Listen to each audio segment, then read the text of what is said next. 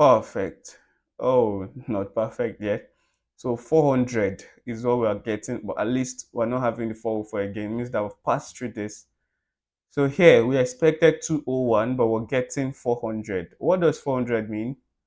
Means wrong data. So client error. So you can check it again. You see bad request. That's bad data. So it means what we're sending, there's something wrong with what we're sending and what our endpoint is expecting. So here we have um, ID, title, content created that this is not required, all of this. But if we check our test, oh, we added title, we added content, but amongst the required this fields, we need author. Remember, this is created automatically by the backend, by Django rather, because we've defined auto now add to be true. So auto is what's not null, and we need to add auto, right? So remember that because this is already authenticated, the way we planned it to be, if you remember closely, is that our perform create should actually save the auto with the authenticated user. Remember, we allowed only authenticated users. Now, with that done, the next thing to do is that we have to make sure that this author is not required in the serializer since we only need to read it. It's created by our view. So with that, we can define this author to be a read only. So realizers dot read only field. And then the source author the username is what we return when we're reading. Now with this, we can go ahead to run a test again. Perfect. You can see this. We have a test successful. We have okay.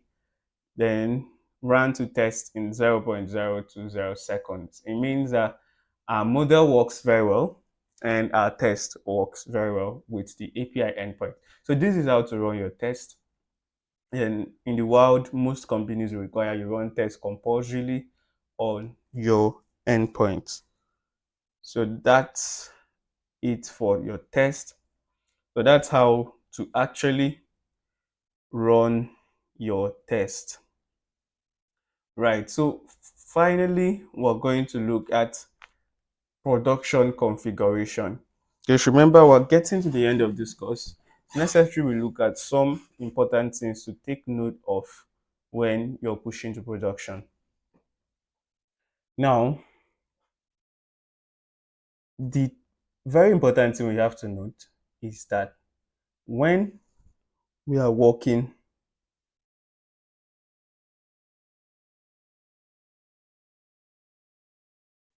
with or we're pushing to production, if you've treated Python, I assume that you should at this point know what Git is.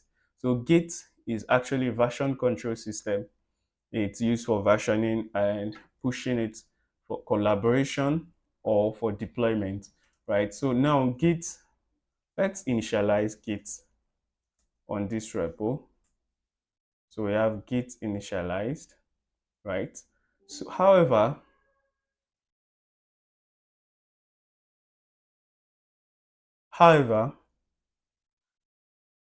yeah, for us to push to Git or to deploy to production, it's important that we keep some tools or some things private, right? So some things like secret key, we would want to house this properly. Some things like email credentials, you wouldn't want to push this to your Git, and you also wouldn't want to have this carelessly. So we're going to have, so it is a rule for developers not to put any valid detail on your project code base.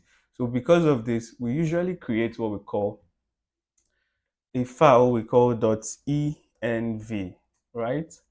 So, and you don't, okay, sorry, this is not a Python file. it's a normal file .env. Cancel, you don't add your env files to git. So to do that, you're going to have a file .git ignore .git ignore, and then you're going to have to put your env there.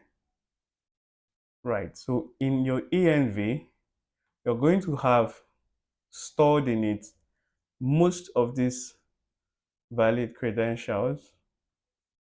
So we're going to copy these, and okay, those are the major credentials. You can add all the others too if you wish to. These are the secret things we wish to keep secret. Now, this is it.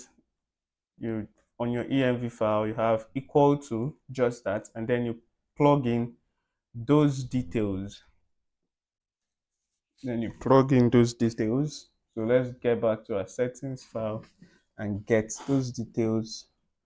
On your env file, take note that you're not adding any of this. You just put in the value exactly as it should be, because if you add this, env treats it as part of the parameters, or the key rather, as part of the key, right? So we have this here. So this is important for any other key you'll be using. Let's say you have any key for any third party API that you want to use. You have to store those credentials in your env file, right? So after doing this, there's something next we have to do. We need a way to actually get this. So usually you might need to store this in your OS, but a better way to do this is we're going to utilize a package called decouple. So we're going to install python pip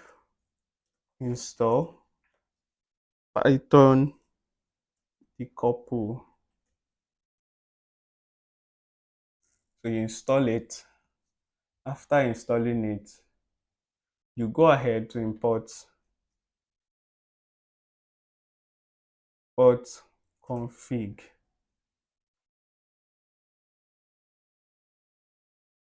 Import config from Python,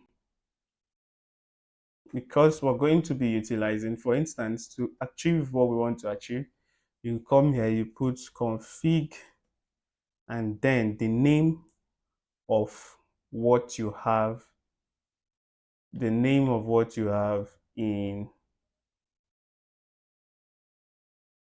your env file. So here, same, we're going to have config email host password, then config default from email. Oh, we need to import this. So decouple from decouple import config.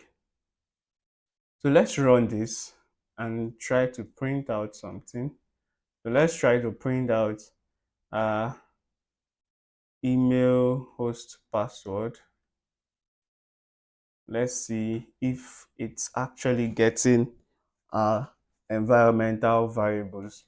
So let's run this.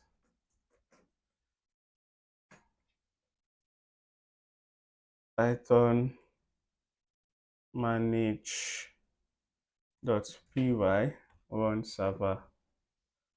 So you can see that this gets printed, telling us that we've actually been able to properly get this from our config. So make sure the package you're actually using, you're not installing decouple, but Python decouple, right?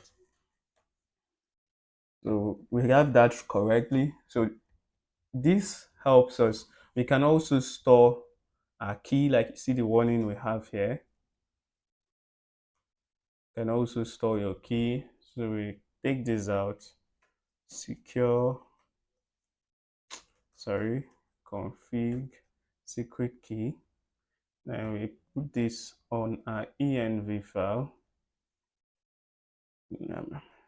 So usually you're to generate random keys for this env. So you want to make sure they are as random as possible, right? You would want to make sure they are as random as possible, right? So with this, let's close this and run again. Clear. Let's run our server again. And you can see that it's running successfully with no errors, which means we've been able to actually get this to run or work with our environmental variables. So with this, that brings us to the end of this section. And like usual, you to ensure you try this out from the beginning, try it from scratch, try out your Celery and your Redis, your test cases, and finally removing your keys from your project or your code, so such that it is production ready. See you in the next section.